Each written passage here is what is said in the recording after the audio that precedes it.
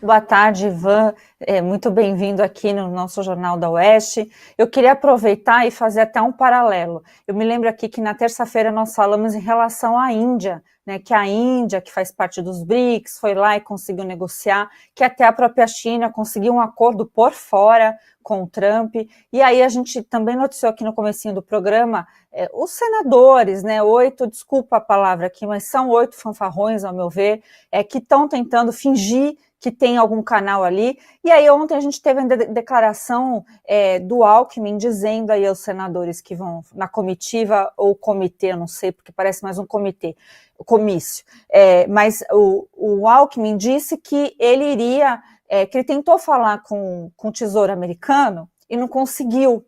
Então, o que você está dizendo realmente é a constatação da maior crise que nós já tivemos, não somente na diplomacia em si, mas na representatividade dos brasileiros. Porque o brasileiro não quer se afastar de um amigo tão antigo quanto é os Estados Unidos, né? Isso aí, só a única que acha ao contrário é a Bia Lula também, que a gente mostrou no jornal. Eu queria aproveitar e te perguntar se essas declarações, tanto do Alckmin, aí de dizer, olha, a gente tentou falar com o departamento do Tesouro e falaram que está lá na mesa do Trump, ou do Lula agora à tarde, falando lá do truco, do sei lá do que mais, o quanto isso também interfere aí fora na narrativa, né, de que o Brasil está ficando num caminho muito esquisito, e também o quanto pode apertar para a própria União Europeia, que a gente vem trazendo e está esperando, inclusive a União Europeia também retalhar o Brasil. Olá, doutora Fabi. É sempre uma alegria aqui compartilhar a tela com você. E sim, isso pode reverberar fora. E as declarações do Alckmin dizendo que não conseguiu um contato com a Secretaria de Tesouro, aparentemente o Haddad andou falando isso também, beira um pouco do cinismo, né? No caso do Haddad, a resposta que ele obteve foi que a palavra final é do presidente americano Donald Trump. Nas primeiras horas, depois da primeira publicação, né, perdão, da publicação da primeira carta, até fazia um sentido essa comunicação que a gente está ouvindo agora. Mas a carta foi publicada no começo do mês, 9 de julho. Nós estamos hoje no dia 24 de julho, não ficou claro ainda quais são os termos da carta do presidente americano Donald Trump.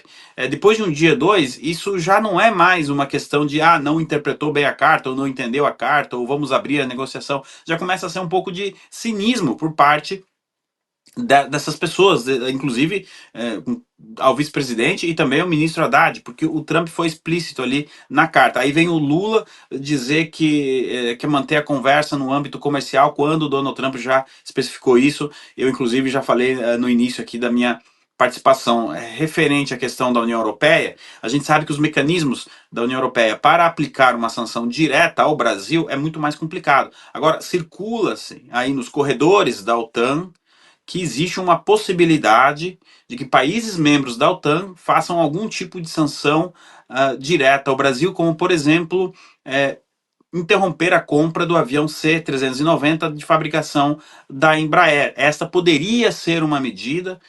Como eu disse, isso ainda não é uma informação oficial, mas eu tenho fontes próximas a algumas pessoas da OTAN que indicam que essa opção pode eventualmente estar na mesa. Sem falar também da possibilidade do bloqueio das conversas, das negociações entre a União Europeia e o Mercosul. E a gente não está falando aqui somente da questão envolvendo o ex-presidente Bolsonaro, mas sim da questão do Brasil continuar comprando óleo da Rússia. Sobre a questão envolvendo o presidente Bolsonaro, o que eu posso dizer é que aquela foto dele com a tornozeleira dentro do parlamento brasileiro repercutiu muito aqui na Europa. Eu moro no Reino Unido, estou fora da União Europeia, mas na Europa como um todo, justamente essas imagens que a direção aqui está passando gentilmente para a gente na tela, essas imagens, a foto, isso repercutiu demais fora do Brasil, doutora Fabi, e continua repercutindo. Hoje também tivemos a notícia aí da decisão do ministro Alexandre de Moraes de não prender o presidente Bolsonaro, e eles acionam sempre, eles usam essa imagem. Então, todas essas declarações, passados todos esses dias, né, por parte aí do Geraldo Alckmin, Haddad, Lula, enfim, o mundo começa a olhar atônito. Peraí, tá todo mundo correndo para tentar uma negociação que seja boa com o governo americano, como que o Brasil ainda não deu início a essas conversas, né? Tá certo que o Japão conseguiu um acordo, o próprio Trump definiu como um dos melhores. Eu não pretendo que o governo brasileiro tenha a eficiência do governo japonês, obviamente, mas seria um mínimo já ter se sentado sobre aquela carta e começado a negociar os pontos da carta e não somente a questão do comércio. Serrão, nós estamos aqui com o Ivan Kleber. Sua pergunta ao nosso correspondente. Ivan, o negócio vai se acirrando. Tivemos aqui no Brasil uma mensagem do presidente Michel Temer, que é alguém ligadíssimo também aos chineses. E está ficando cada vez mais clara que essa guerra do Trump é contra a China e contra os aliados da China. E o Brasil continua todo dia reafirmando o seu posicionamento ao lado dos chineses e também dos russos. Essa questão que você tocou do combustível, o brasileiro está comprando cada vez mais combustível, até para justificar uma farsa que eles estão começando a construir agora, problemas energéticos que justificariam a ligação das termoelétricas. E aí, esse combustível russo também estaria ajudando a ligar as termoelétricas aqui para aumentar a nossa tarifa de energia e para dar dinheiro para a Rússia, ajudando a bancar a guerra contra a Ucrânia. Como é que essa situação está sendo vista aí fora? Realmente corremos risco de ter uma retaliação tarifária aumentada em função dessa ligação Brasil-Rússia, além da China? Olá, Serrão. Com certeza o risco é alto.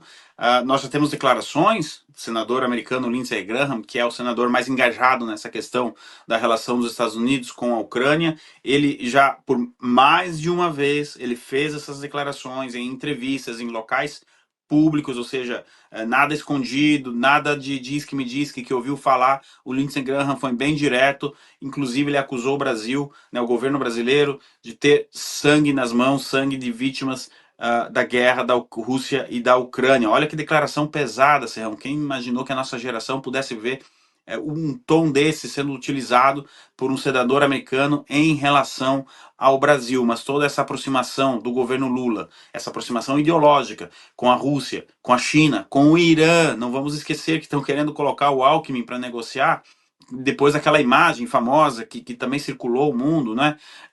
Recentemente tivemos a declaração, vários jornais da Europa dizendo que o Lula era o único líder de uma democracia na parada militar do Vladimir Putin em maio. Então, além dessas questões envolvendo os Estados Unidos, a União Europeia começa, aspas, a ficar atônita com o posicionamento do Brasil. E foi bom você trazer a União Europeia, Serrão, porque justamente hoje a presidente da Comissão Europeia, Ursula von der Leyen, ela termina uma passagem pela Ásia e ela foi até a China e aparentemente a reunião com Xi Jinping não foi produtiva e a União Europeia, quem diria, começa a se distanciar da China, justamente a principal aliada do Brasil. Só que a União Europeia, aqui a gente não pode ser hipócrita com a nossa audiência. Essa senhora que está aí, que usa bastante laquê no cabelo, por sinal, espero que o laquê dela não seja tarifado, mas enfim, a União Europeia ajudou a fazer o L em 2022. Agora nós temos, como a gente trouxe aqui, né, no Jornal da Oeste, artigos de jornais europeus dizendo que talvez tenha sido um erro,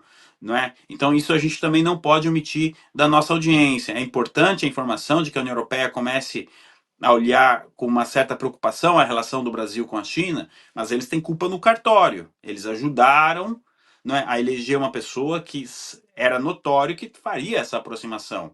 Não é nenhuma surpresa. O Lula de 2003 não é tão diferente do Lula atual. Quem olhava diferente eram justamente os países da União Europeia, enfim, a mídia europeia e até boa parte da mídia americana. Continua sendo o mesmo Lula, só que a percepção agora mudou porque está sendo mais escancarado. Então, para responder a sua pergunta de maneira bem objetiva aqui, Serrão, sim, corremos o risco, se não sanções através de tarifas, né, como é o caso dos Estados Unidos, esse tipo de congelamento, de compra de produtos, de aviões, por exemplo, como da Embraer que eu citei antes. Gesiane, eu devolvo para você.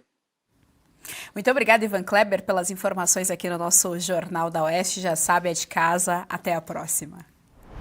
Você gostou desse conteúdo? Então compartilhe, dê o seu like. Não se esqueça, viu? Aqui no canal da Revista Oeste tem muito mais.